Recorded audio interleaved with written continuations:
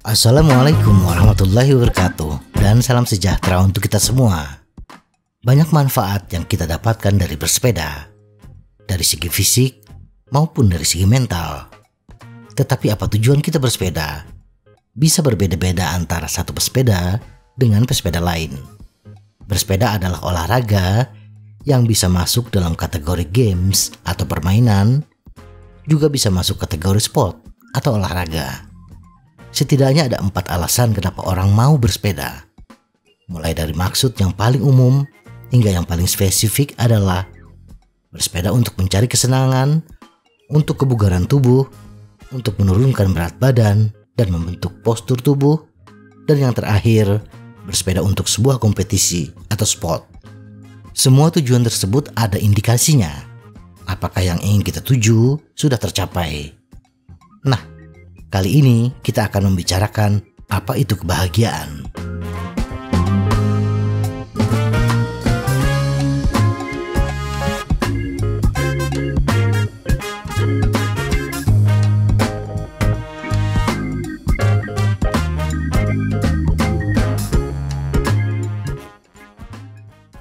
Definisi kebahagiaan. Kebahagiaan dalam psikologi adalah keadaan kesejahteraan emosional yang dialami seseorang, baik dalam arti sempit ketika hal-hal baik terjadi pada saat tertentu, atau lebih luas lagi sebagai evaluasi positif terhadap kehidupan dan pencapaian seseorang secara keseluruhan, yaitu subjektif kesejahteraan. Kebahagiaan dapat dibedakan baik dari emosi negatif seperti sedih, takut, dan marah, maupun dari emosi positif lainnya, seperti kasih sayang, kegembiraan, dan minat. Emosi ini sering terjadi bersamaan dengan ekspresi wajah tertentu, tersenyum. Sama seperti ekspresi kesedihan, kebahagiaan juga bersifat universal. Ekspresi kebahagiaan hampir sama di seluruh dunia.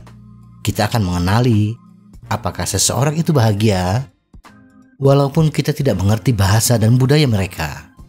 Kebahagiaan adalah sesuatu yang dicari orang, namun apa yang mendefinisikan kebahagiaan dapat berbeda dari satu orang ke orang lain. Biasanya, kebahagiaan adalah keadaan emosional yang ditandai dengan perasaan senang, puas, dan puas. Meskipun kebahagiaan memiliki banyak definisi berbeda, kebahagiaan sering digambarkan melibatkan emosi positif dan kepuasan hidup. Prediktor kebahagiaan. Psikolog telah sampai pada beberapa kesimpulan mengejutkan dalam pencarian mereka akan prediktor kebahagiaan. Banyak faktor yang mungkin muncul pertama kali dalam pikiran, tampaknya tidak berperan besar dalam kebahagiaan. Misalnya, meskipun orang berusaha keras untuk mendapatkan pekerjaan yang bergaji tinggi dan bermimpi memenangkan lotre, tetapi pendapatan tidak berkolerasi kuat dengan kebahagiaan. Memang betul, sepintas orang kaya lebih bahagia daripada orang miskin, tetapi perbedaannya tidak terlalu besar. Seperti yang diharapkan, hubungan antara uang dan kebahagiaan paling kuat di antara kelompok-kelompok yang sangat miskin dan di antara negara-negara miskin. Pendapatan mengarah pada keuntungan yang semakin kecil dalam kebahagiaan saat tingkat pendapatan naik. Kesehatan juga berperan dalam kesejahteraan subjektif, tetapi asosiasinya sekali lagi sangat kecil. Survei populasi perwakilan menunjukkan bahwa tindakan objektif termasuk laporan dokter, kunjungan rumah sakit, dan daftar gejala berkolerasi sangat lemah dengan kebahagiaan. Laporan subjektif seperti penilaian seseorang terhadap kesehatannya cenderung berkolerasi lebih kuat. Tetapi bahkan asosiasi ini paling banyak berukuran sedang. Selain itu, meskipun orang dengan masalah kesehatan utama seperti cedera tulang belakang yang membuat dirinya lumpuh, sedikit kurang bahagia dibandingkan orang yang tidak mengalami cedera sedikit pun. Perbedaannya tidak sebesar yang diperkirakan beberapa orang. Bahkan orang dengan penyakit yang sangat serius cenderung melaporkan skor kebahagiaan di atas netral. Faktor yang paling dekat hubungannya dengan tingkat kebahagiaan yang tinggi adalah hubungan sosial. Penelitian secara konsisten menunjukkan bahwa orang yang memiliki hubungan sosial yang kuat cenderung melaporkan tingkat kesejahteraan yang lebih tinggi. Seperti domain lainnya, laporan subjektif dari kualitas hubungan dan kepuasan hubungan cenderung menunjukkan korelasi tertinggi dengan kesejahteraan subjektif. Tetapi pengukuran yang lebih objektif, termasuk jumlah teman dekat yang dimiliki seseorang, jumlah organisasi sosial tempat orang tersebut bergabung, dan jumlah waktu yang dihabiskan orang tersebut dengan orang lain, semuanya menunjukkan korelasi kecil hingga sedang dengan kebahagiaan. Seperti yang diharapkan berdasarkan penelitian ini, jenis hubungan sosial tertentu juga penting untuk kesejahteraan subjektif. Misalnya, status perkawinan adalah salah satu prediktor terkuat kebahagiaan demografis. Orang yang menikah secara konsisten melaporkan tingkat kebahagiaan yang lebih tinggi daripada orang lajang, yang melaporkan kebahagiaan lebih besar daripada menjadi single parent, bercerai, atau berpisah. Menariknya, bagaimanapun, tidak tampak bahwa pernikahan itu sendiri menyebabkan tingkat kesejahteraan subjektif yang lebih tinggi.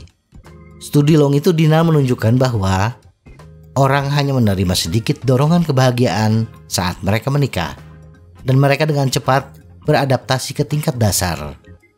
Perbedaan antara orang yang menikah dan yang belum menikah terutama disebabkan oleh efek negatif yang bertahan lama dari perceraian dan menjadi single parent, bersama dengan efek seleksi yang mungkin sebenarnya mempengaruhi orang yang bahagia untuk nikah.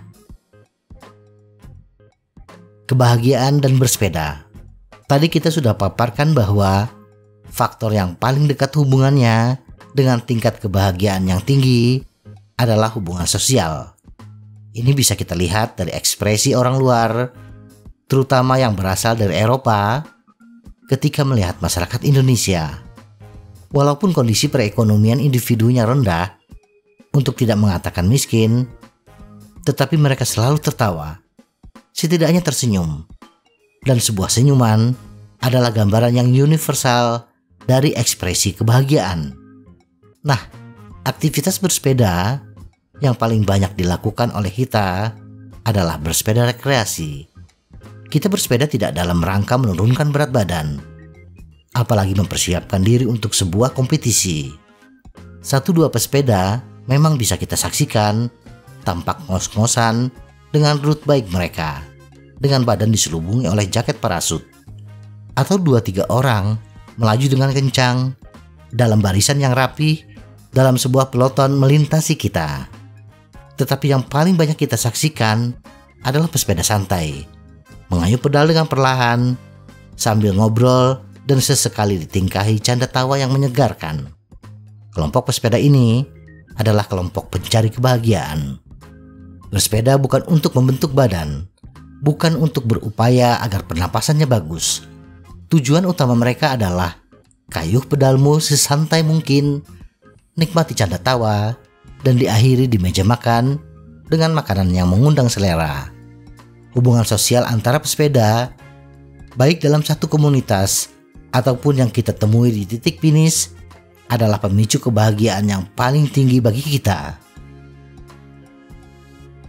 Fungsi kebahagiaan. Meskipun orang cenderung berpikir tentang kebahagiaan sebagai hasil yang mereka inginkan daripada sebagai alat yang dapat digunakan untuk mencapai tujuan tambahan, psikolog mulai bertanya apa fungsi kebahagiaan. Salah satu teori paling terkenal yang dikembangkan oleh psikolog Amerika Barbara Fredrickson pada tahun 1998 berpendapat bahwa fungsi kebahagiaan, atau lebih tepatnya fungsi emosi positif, adalah memperluas pemikiran seseorang dan membangun sumber daya seseorang. Menurut teori ini, emosi positif mengarahkan orang untuk berpikir kreatif dan mencoba hal-hal baru. Hasilnya, orang yang bahagia dapat mengembangkan cara baru untuk mendekati dunia minat baru, hubungan sosial baru, dan bahkan keterampilan fisik baru.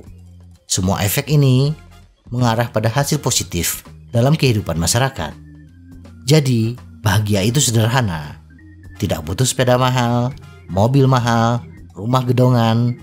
Bahagia itu hanya butuh teman untuk tertawa bersama. Semoga informasi ini bermanfaat. Tetap sehat. Salam goes.